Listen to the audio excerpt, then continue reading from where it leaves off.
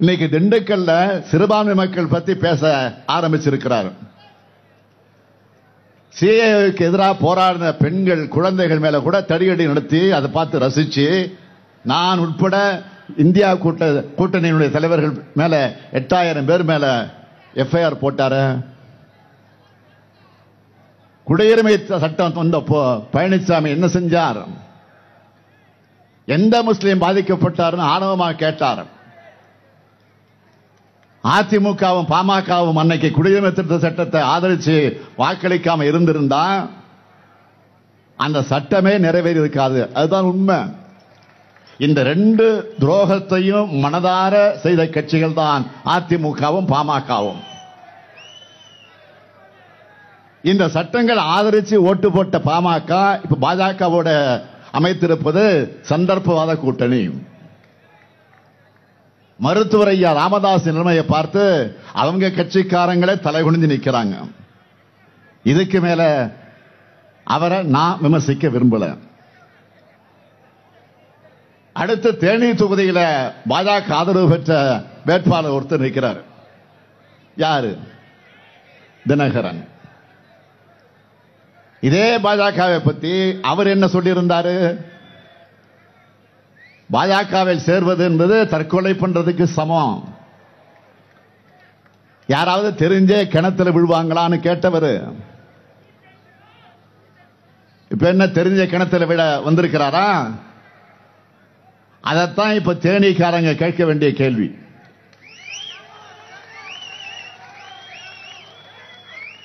அது மட்டுமல்ல, இன்னும் பேசி இருக்காரு. டெல்லியில வேணும்னா பெரிய கட்சியா ஆளுங்கட்சியா பாஜக இருக்கலாம். ஆனா தமிழ்நாட்டில் அதுக்கு என்ன இருக்கு? நோட்டாவோட போட்டி போடக்கூடிய கட்சி தான் பாஜக சொன்னவர் தான் இந்த தினகரன். அவரை பார்த்து நீங்க கேட்கணும், இன்று நோட்டாவோட போட்டி போட தேனிக்கு வந்திருக்கீங்களா அப்படின்னு கேட்கணும். நீங்க இல்ல உங்க வழக்கில இருந்து காப்பாத்திக்க வந்திருக்கிறீங்களா? நான் போன கூட்டங்களில் சொன்ன மாதிரி மோடி வாரண்டியோட ஒரு வாஷிங் மிஷின் வச்சிருக்காரு. மோடி ஒரு வாஷிங் மிஷின் வச்சிருக்காரு. அதுல ஊழல்வாதிகளை உள்ள அனுப்புனா அவங்க சுத்தமாக வெளியில வந்துருவாங்க. அது made in BJP washing machine. Made in Japan, made in America, made in இங்கிலாந்துலாம் சொல்றோம்ல, அது மாதிரி made in BJP washing machine. அது அந்த கட்சியோட கூட்டணி வச்சுக்கிட்டா அந்த வாஷிங் மிஷின் வெளுத்துரும். அப்படி வெளுக்கப்பட்டு பாஜக கூட்டணி சார்பில் நிற்கிறவர் தான் தினகரன். 1995-96 ஆண்டுகள்ல வெளிநாட்டில இருந்து 62,61,000 அமெரிக்க டாலர்களை அங்கீகாரமற்ற முகவர் மூலமா பெற்று இங்கிலாந்தில் இருக்கிற நிறுவனங்களுக்கு சட்டவிரோதமாக கொடுத்து அந்நிய செலவாணி மோசடியில சிக்கினவர் தான் இந்த தினகரன். பெரா போன்ற சொற்களை தமிழ்நாட்டில் முதல்ல அறிமுகப்படுத்தினத அதற்குரிய பெருமைக்குரியவர் யாருன்னு கேட்டீங்கன்னா தினகரனுக்கு தான் உண்டு. இந்த வழக்க 30 ஆண்டுகளாக இழுத்துக் கொண்டிருக்கிறார். இந்த வழக்கில் அவருக்கு 28 கோடி ரூபாய் அமலாக்கத்துறை அபராதம் விதிச்சிருக்கு. இப்ப புரியுதா ஏன் இவர் பிஜேபி போனார்னு? அது மட்டுமல்ல, அம்மையார் மறையும் வர போயஸ் கார்டனுக்கு நுழைய முடியாம தடை செய்யப்பட்ட ஒரு பட்டியலில் இருந்தவர் தினகரன். காரணம் என்ன? அம்மையார் சொத்து குவிப்பு வழக்கோட தன்னோட வழக்கை சேர்த்தா தனக்கும் தண்டனை கிடைச்சிடும், அதனால 2 வழக்கும் தனித்தனியா நடத்தணும்னு அம்மையார் ஜெயலலிதாவின் வக்கீலையே மிரட்டினது இவர்தான். அதனால அங்கிருந்து விரட்டப்பட்டார். கடைசியா ஜெயலலிதா மறைவுக்கு பிறகு சசிகலாவால் கட்சிக்குள் சேர்க்கப்பட்ட தினகரன் தான் இப்போ வழக்குகளுக்கு பயந்து சந்தர்ப்பவாத கூட்டணி அமைச்சு மோடி வாஷிங் மிஷின் மூலமா தேனிக்குள்ள நுழைந்திருக்கிறார். இப்படிப்பட்ட சந்தர்ப்பவாதிகளை தோற்கடிக்கணும். தேனி மக்களை ஏமாந்துடாதீங்க.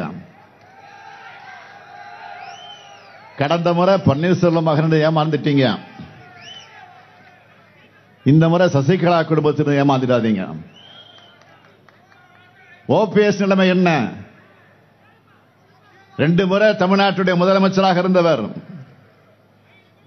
இப்ப சட்டமன்ற உறுப்பினராக இருக்கிறவர் அவமானப்படுத்த அவரை மிரட்டி ராமநாதபுரத்தில் போய் நிக்க வச்சு பாஜக வெடிக்க பார்க்குது. தினகரனை மிரட்டி தேனியில நிக்க வச்சிருக்காங்க. இப்படி பாஜகவோட தொங்கு தசைகளாக பழனிசாமி, பன்னீர்செல்வம், தினகரன் யாராக இருந்தாலும் பாஜகவுக்கு கொடுக்கும் அதே தண்டனையை கொடுங்க.